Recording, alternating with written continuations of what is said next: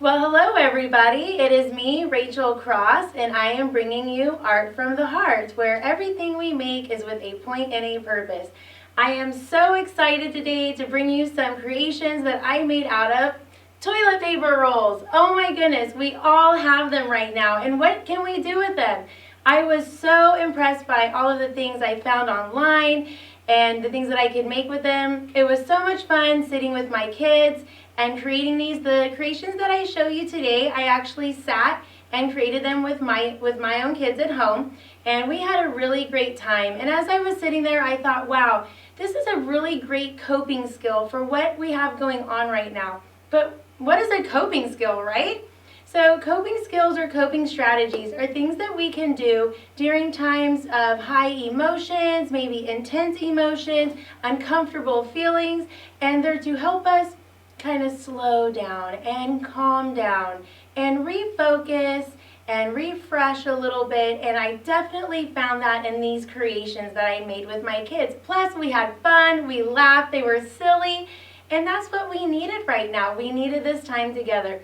So I encourage you to make these with your family if you can. I have lots of different samples I'm going to show you today, and I'll also show you a couple on how I created them. So let me get started by just going over some of the supplies. I definitely had toilet paper rolls, but I also had the paper towel rolls, the long ones that I cut in half to make it match kind of the size of the toilet paper rolls. And I had paint and glitter glue. I have everything here. I had Sharpies, I had scissors.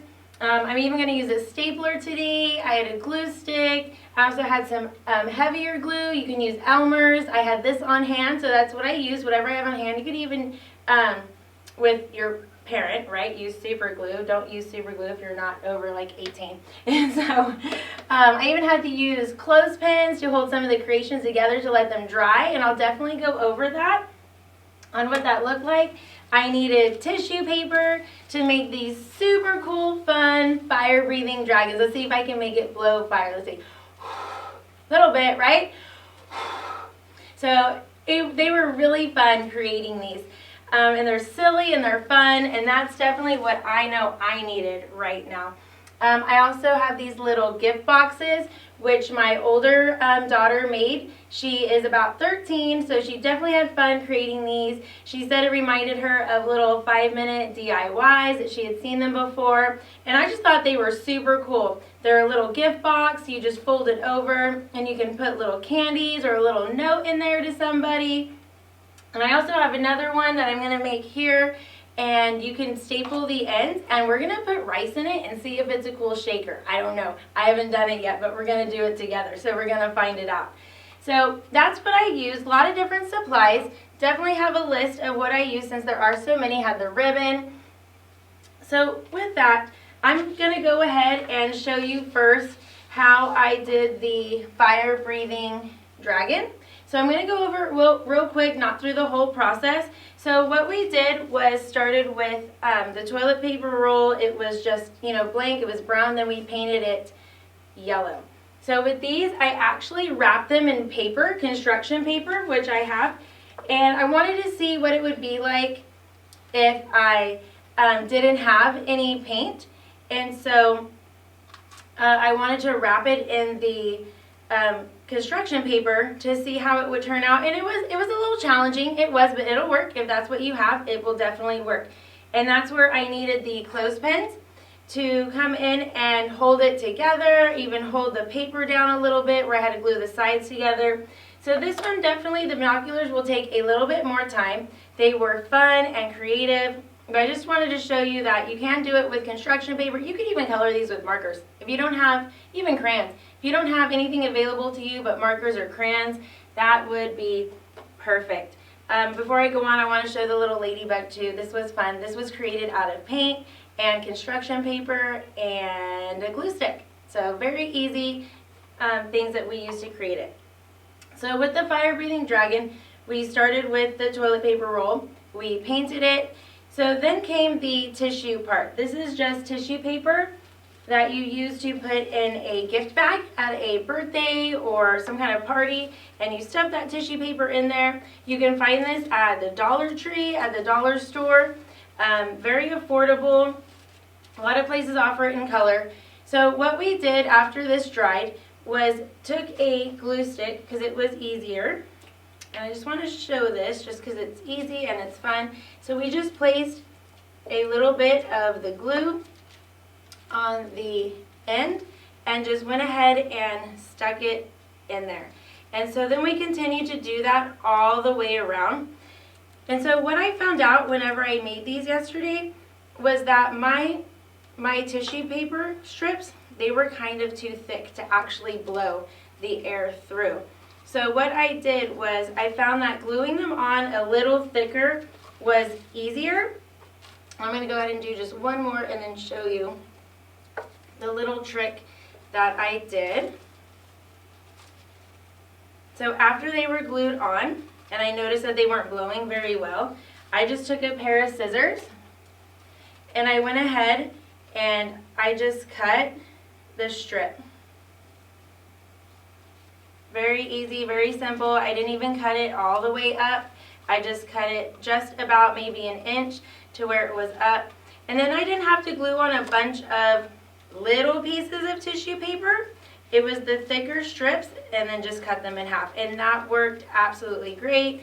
I did less work to get the same effect, which is awesome, right? So I wanted to show that. And then the original creation recommended using pom-pom balls for the eyes and googly eyes. Well, I didn't have any of that on hand. I don't have any of that right now at my home. And so I thought, how can I recreate the eyeball look? So what I had available were cotton balls. So very simple, very easy. They're pretty much already in a ball shape. So what I did was I took this more adhesive glue. Again, you can use Elmer's if that's what you have. This is just clear tacky glue.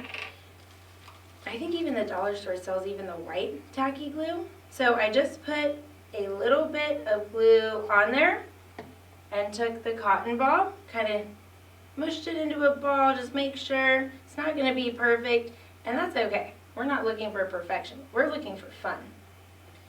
We're looking for fun and creativity. So then I just put the other one on there. So with that, you can already see, right, it starts to look like a dragon. So what I did for the black part on the eye was I got a little bit of paint. Just going to put this down on here. Just some black paint, just a tiny, tiny bit with like a tiny, tiny brush. And my kids were actually the ones who dotted the eyes on there. They wanted to do their own eyes, and that was it. And we have the eyes, right? Easy. You can look for things that you have around your house that you can use to make these.